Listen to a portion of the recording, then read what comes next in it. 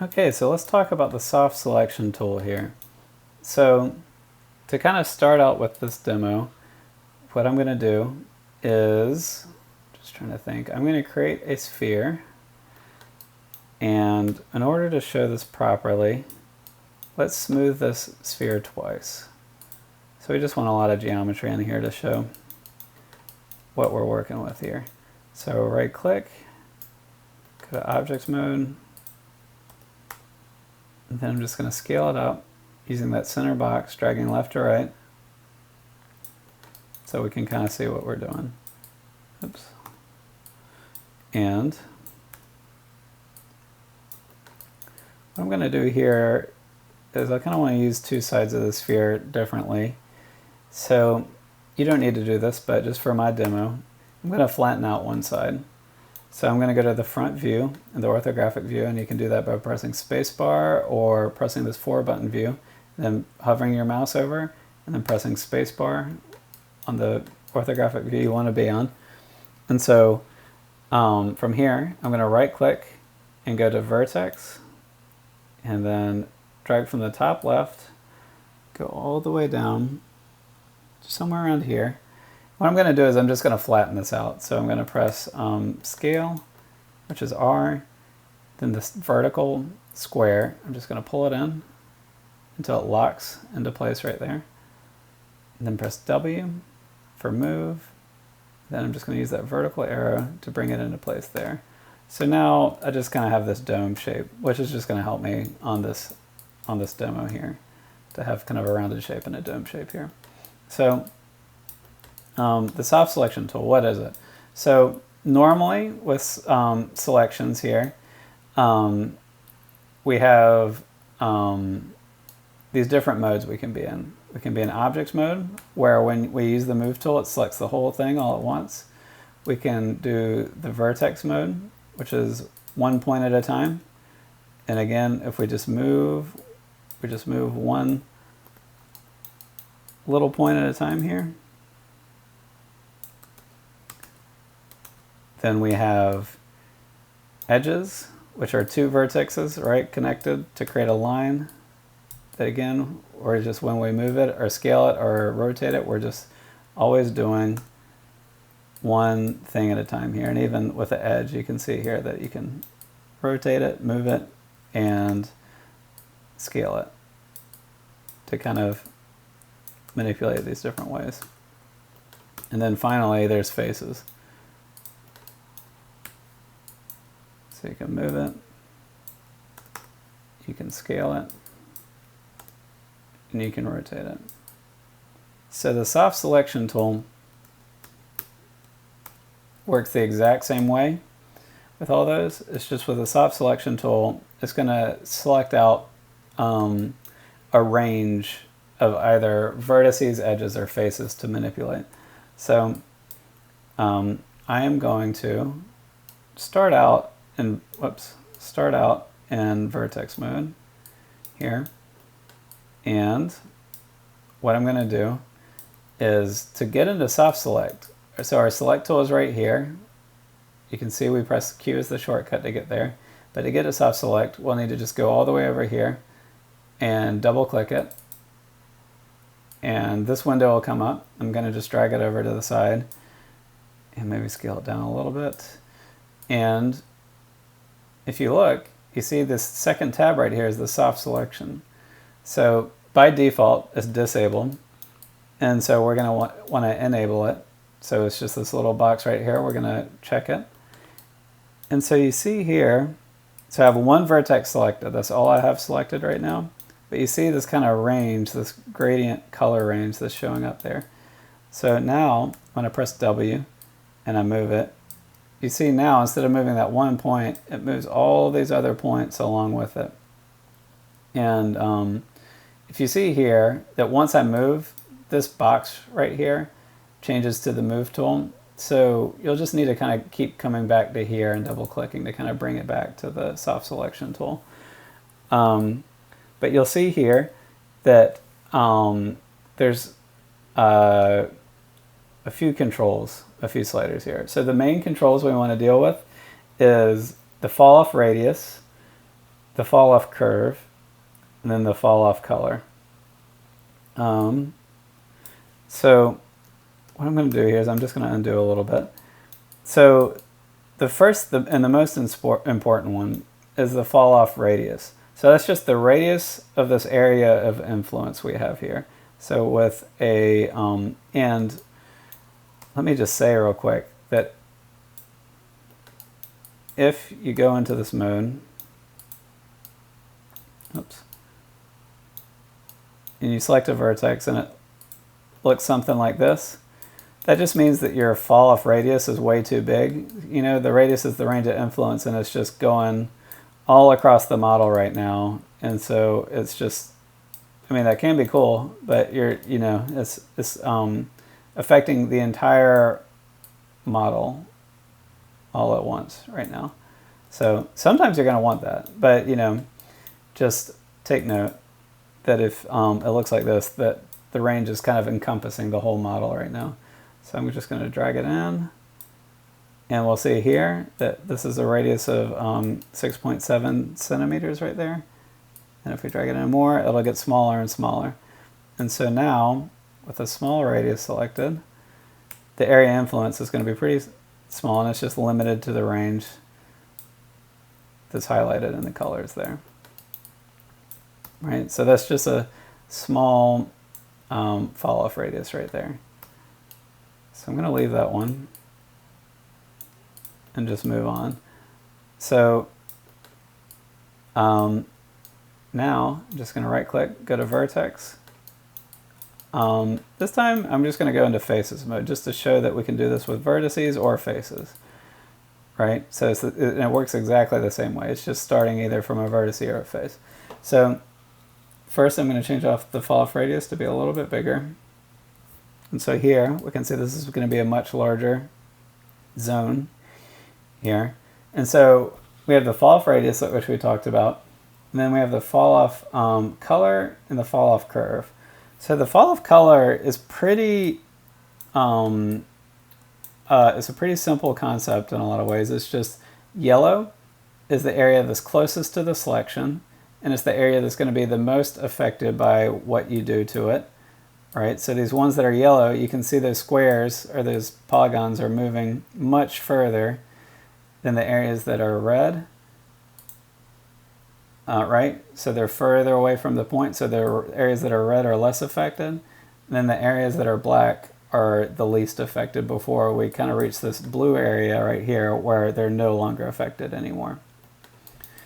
So that's kind of the way this works, and we can adjust this so that let's just start that back from scratch. So let's just say that the slider's like this. You can see that a lot of faces are going to be heavily affected. A few are going to be red, and then there's going to be a pretty quick ramp up to where it's not affected at all. So it's just going to bring out kind of more faces at the same time here. So you can kind of make adjustments. And again, I just keep kind of clicking back up here to kind of get back to the soft selection tool. So that's all that it is. It's highly affected, less affected, hardly affected, and then once it gets off of that, that black area right there, it's not affected anymore. So that leaves us with our third and final section that we are dealing with, which is the fall off curve, which is grouped together with these curve presets right here. So with the fall off curve, if we look at it from the side, when I pull out this curve, you see the shape of that curve right there, it matches the shape of one half of this. So that curve draws out the way that the soft selection tool works. So by default, it's set at that kind of gradual curve. And you can see that that curve there, if we look at it from the side, is going to actually match up with what we have here. So I'm just going to edit and undo. And now I'm going to change the shape of this curve. So now I'm going to change it to a wavy shape here. And you can see here that the arrows that are up towards this top point are heavily affected. Whereas down here is hardly affected at all. And so here you can see that it's kind of, it's in waves over here and it's in waves over here. And so if I pull this out now, and we need more geometry for this to kind of look entirely proper right here. Let's just press 3 so we can preview it. So 3, remember 3 is the button that helps us preview what something looks like when we smooth it. So if we smooth the object, it would look like this. But 3 is only a preview, it's not actually smoothing it. And so I'll just press 1 to go back to the normal view. But you can see here that when I pulled it out, it kind of pulled it out in like a radio wave kind of look there. And so it's just highly affected, less affected, highly affected, less affected. And so we can actually use these presets to start with, or I'll just go back to this kind of more standard thing. We can actually draw out our own lines here. So you just draw them out by just clicking on the line and drawing out your own curves here, and you can delete these points just by pressing these little X's below it, and that'll just get rid of it. And so we can draw out our own lines manually here. I'm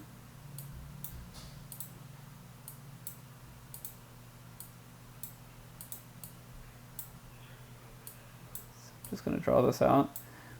And so for this shape, oops, I'll draw it out like that. And so the soft selection starts to make more of a tiered look to it right there. I'll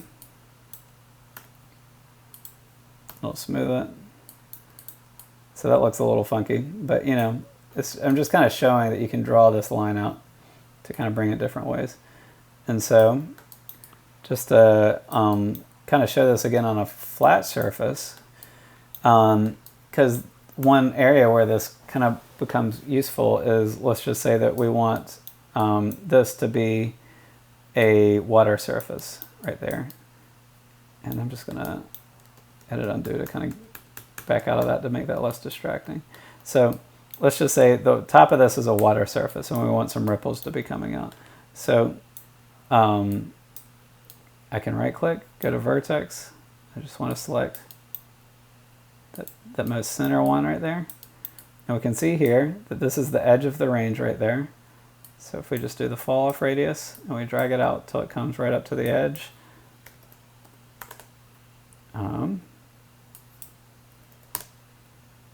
Far.